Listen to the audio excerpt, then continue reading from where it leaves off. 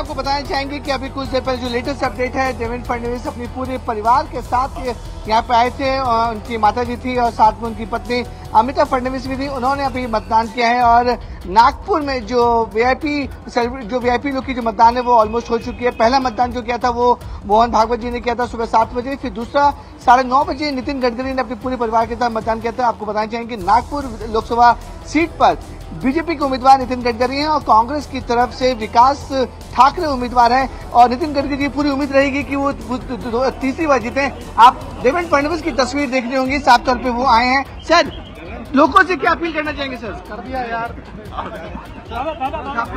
देवेंद्र फडणवीस अपनी वाइफ के साथ यहाँ पर मौजूद हैं और अमिताभ फडणवीस भी उनके साथ मौजूद हैं और वोट देकर वो यहाँ से निकल रहे हैं। आपको बताना चाहेंगे कि महाराष्ट्र की 5 लोकसभा सीटों पर चुनाव होने हैं, जिनमें से नागपुर एक सीट पर, और आपने लाइव तस्वीरें देखी, देवेंद्र फडणवीस और उनकी वाइफ मतदान देकर निकल रहे हैं। और सबसे अच्छी बात यह है कि जब ये बड़े दिग्गज जो अपने मत का इस्तेमाल करने के लिए पहुंचते हैं तो उन लोगों तक भी अपील जाती है जो अब तक अपने घर से नहीं निकले। सीधे लिए चलते हैं पटना, मेरे सहयोगी चंद्रमोहन लगातार मेरे साथ बने हुए। चंद्रमोहन, आपके पास क्या तस्वीरें?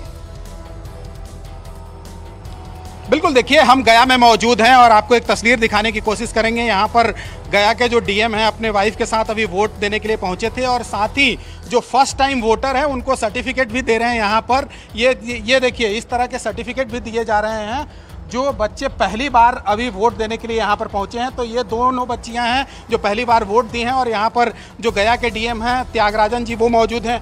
आपके पास तो जिम्मेदारी बड़ी है, गया में चुनाव भी हो रहा है, आप यहाँ के जिलाधिकारी हैं, वोट देने आप पहुंच गए, यहाँ का जो आपका जिम्मेदारी था उसको निभा लिए। गया में चुनाव कैसा चल रहा है अभी? गया में चुनाव बिल्कुल शांतिपूर्वक चल रहा है। गया पार्लियामेंट्री कॉन्स्टिट्यूंसी के 6 विधानसभा और औरंगाबाद के 3 विधानसभा का आज वोटिंग सुबह 7 बजे से सभी बूथों में शांतिपूर्वक चल रहा है और सुबह काफ़ी लोगों के बीच उत्साह था। 9 बजे तक लगभग 9.5% वोट हो चुका था।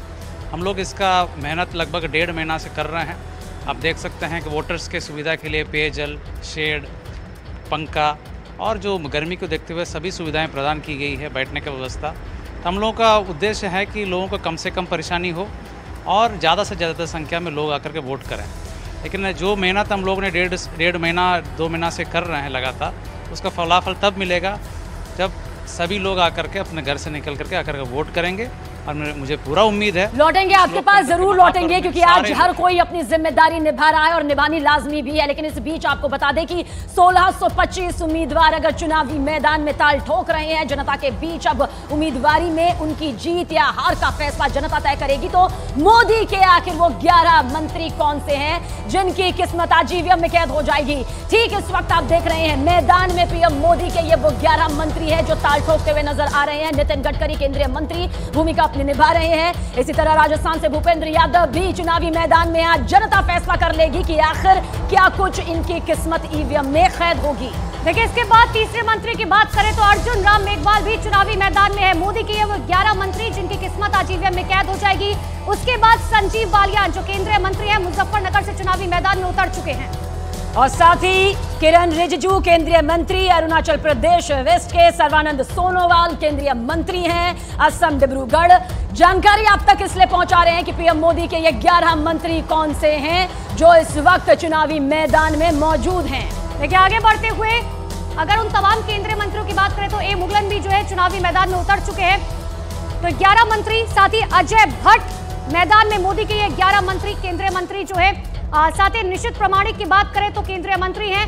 दरअसल ये वो मंत्री हैं जिन पर एक बार फिर से भारतीय जनता पार्टी ने दांव खेला है। केंद्रीय मंत्री जितेंद्र सिंह अब से कुछ ही देर पहले जो अपने मत का इस्तेमाल करने के लिए पहुंचे थे, जिनकी तस्वीरें भी हमने आपको दिखाई थी। क्योंकि देखिए, लोकतंत्र का सबसे बड़ा त्योहार लोकसभा चुनाव 2024 का पहला चरण, जहां पर बढ़ चढ़कर लोग मतदान के लिए पहुंच रहे हैं और हम भी लगातार आपसे इस बात की अपील करें कि अपने घरों से निकले अपने मत का इस्तेमाल जरूर करें। और देखिए, इस बीच पहले चरण के मतदान पर बीजेपी के राष्ट्रीय अध्यक्ष जेपी नड्डा ने लोगों से वोट करने की अपील की है कि घर से बाहर निकलिए और अपने मताधिकार का इस्तेमाल जरूर कीजिए। इस दौरान उन्होंने ये भी कहा कि हर एक वोट विकास के लिए बहुत ज्यादा जरूरी है। सुनाते आपको जेपी नड्डा ने क्या कुछ कहा। आज लोकसभा चुनाव के प्रथम चरण का मतदान है। मेरा आप सबसे विनम्र निवेदन है कि आप सब लोग बढ़ चढ़ करके इस महा उत्सव में, इस चुनाव के उत्सव में अपनी भागीदारी सुनिश्चित करें और आप सब लोग चुनाव में मतदान के लिए अवश्य भाग लें। सियासी समीकरण है, ये बन भी सकते हैं, बिगड़ भी सकते हैं। 4 जून को नतीजे सबके सामने होंगे। जनता ने किसे सत्ता में बैठाया है और किसे अपना जनप्रतिनिधि नहीं चुना, सारी तस्वीर 4 जून को साफ होगी। लेकिन आज पहला चरण है और यही फैसला जनता कर भी रही है। मेरे सहयोगी प्रशांत चुरे के पास सीधा रुख करते हैं। बड़ा सियासी समीकरण इस वक्त उनके पास मौजूद है। ओवर टू यू प्रशांत। सबीना, अनुपमा, जिस तरह से आप बता रहे हैं कि देश भर में आखिर कहां कौन कौन बड़ी नामी हस्तियां चुनावी मैदान में हैं, वहीं एक मैजिक वॉल हमारे पास है, यानी कि जादुई दीवार, जिसे छूते ही कुछ ऐसे पिटारों में से आंकड़े आते हैं जिसे देखना बहुत दिलचस्प होता है हमारे तमाम दर्शकों के लिए। न्यूज़ 18 इंडिया के दर्शक देखें कि किस तरह से ये है इस वक्त 2019 के रिजल्ट की तस्वीर और देश भर में किस तरह से ये रंग दिखाई दे रहा है, अलग अलग राजनीतिक दलों का ये रंग। और ऐसे में 543 में से बीजेपी 303 सीटें जीत पाई थी। लेकिन आज की तारीख बेहद खास है क्योंकि आज है पहले चरण का मतदान और ये फेज 1 में जो इलेक्शन हो रहा है, ये तस्वीर आप देखिए इस मैजिक वॉल के जरिए। यहां आपको पता चलेगा कि 102 सीटों पर मतदान हो रहा है आज देश भर में।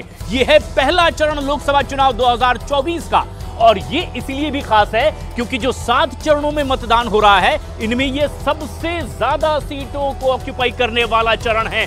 पहला चरण 102 सीटें, लेकिन इन 102 सीटों में जो आंकड़े सामने आए वो बेहद आश्चर्यजनक भी हैं क्योंकि ये जो 102 सीटें हैं, बीजेपी 39 सीट जीत पाई थी 2019 में, जो इस वक्त के ताजा हालात हैं।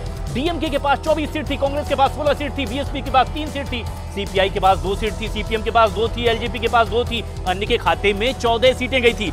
लेकिन यह आंकड़ा इसलिए खास है क्योंकि इन आंकड़ों पर गौर करें तो जिसने प्रचंड बहुमत पूरे देश भर में हासिल किया, उस बीजेपी और एनडीए के पास यहां पहले चरण में यूपीए से पिछड़ती दिखाई दी थी। महज 39 सीटें जीत पाई थी 102 में और इसीलिए एनडीए ने, खासतौर पर बीजेपी ने एक नया मिशन बनाया है कि इसे पहले चरण में उन्हें कुछ खास करना होगा। और सिर्फ बीजेपी ने और एनडीए नहीं बल्कि विपक्षी दलों के गठबंधन आईएनडीआई ने भी गठबंधन में एक नई रणनीति बनाई है क्योंकि सबसे ज्यादा सीटों पर आज चुनाव हो रहा है पहले चरण में और इसीलिए एक बार फिर कुछ ऐसी तस्वीर और इससे बेहतर तस्वीर करने की कोशिश है विपक्षी दलों की। अब हम आपको बताते हैं कि ये तस्वीर क्या कहती है। देश भर के इन पहले चरण के इलाकों पर, लोकसभा क्षेत्रों पर आप नजर डालिए। उत्तर में, पूरब में, मध्य भारत में, मध्य प्रदेश है, महाराष्ट्र की कुछ सीटें हैं, छत्तीसगढ़ की कुछ सीटें हैं, यहाँ पर चुनाव हो रहा है, छत्तीसगढ़ की 1 सीट है। पूर्व उत्तर में जो कुछ सीटें हैं, ये कुछ भगवा रंग में रंगी दिखाई दे रही है। लेकिन आप नजर डालिए, ये बेहद चौंकाने वाली तस्वीर है, दक्षिण भारत की तस्वीर और ये राज्य है तमिलनाडु। आज पहले चरण में 102 सीटों पर जहां मतदान हो रहा है, यहां पूरी 39 सीटों पर मतदान हो रहा है, यानी तमिलनाडु की 39 लोकसभा सीट पर आज पहले चरण में ही मतदान। और यह तस्वीर क्या कहती है? ये 2019 की तस्वीर है, यहां पर भगवा रंग नहीं दिखाई दिया और इसीलिए बीजेपी ने फोकस किया है कि इस बार यहां पर कुछ नई रणनीति के साथ कुछ क्षेत्रीय दलों के। प्रशांत, मैं लौट रही हूं आपके पास सीधे।